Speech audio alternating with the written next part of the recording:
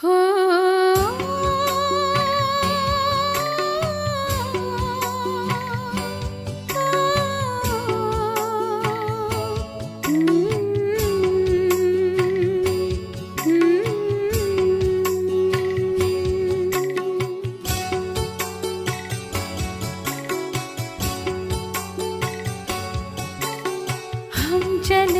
वतन की ओर डाल के प्रेम की डोर, हम चले वतन की ओर डाल के प्रेम की डोर, बाबा खींच रहा है आज सहज ही अपनी ओर, हम चले वतन की ओर।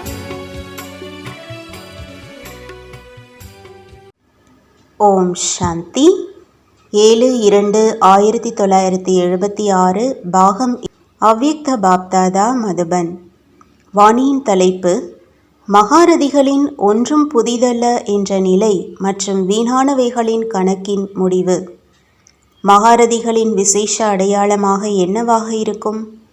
அதன் மூலம் இது மகாரதி நிலையின் முயற்சி என்று தெளிவாகிவிடும்.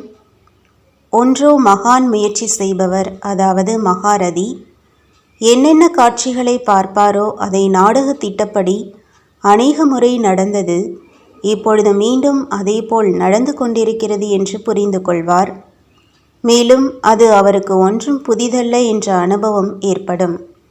எந்த புது விஷயமும் அதன் மூலம் ஏன் என்ன என்ற கேள்வி எழும் மாதிரி அனுபவம் ஆகாது.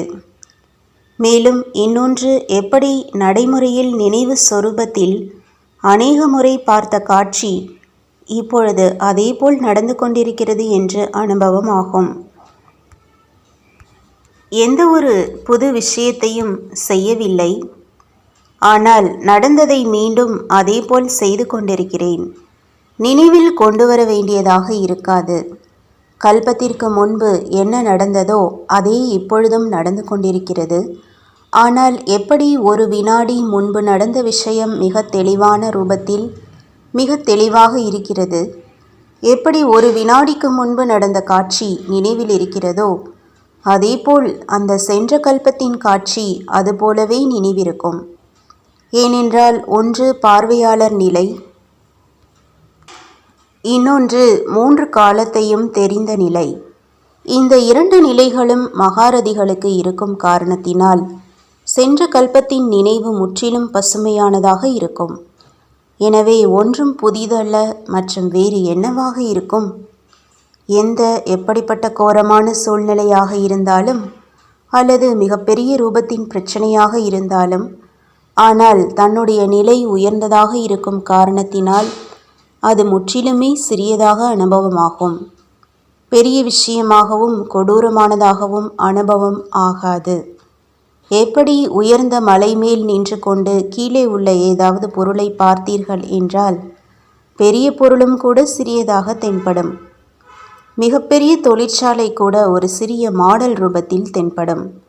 இதைப்போல் மகாரதியின் மகான் முயற்சியின் எதிரிலே அவருக்கு எதுவுமே பெரிய விஷயமாக அனுபவம் ஆகாது.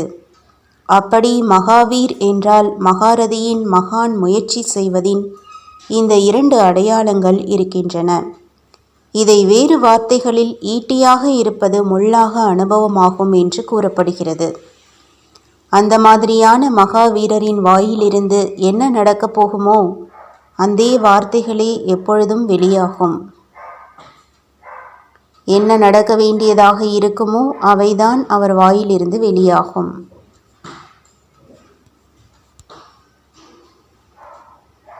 तुम बच्चों को तो सर्विस करनी है, जो बाबा कहते हैं सबको ये बताओ कि देखो तुम्हारा एम एंड ऑब्जेक्ट ये है, एक गीता है बढ़िया, ये राजयोग है ना बच्चे।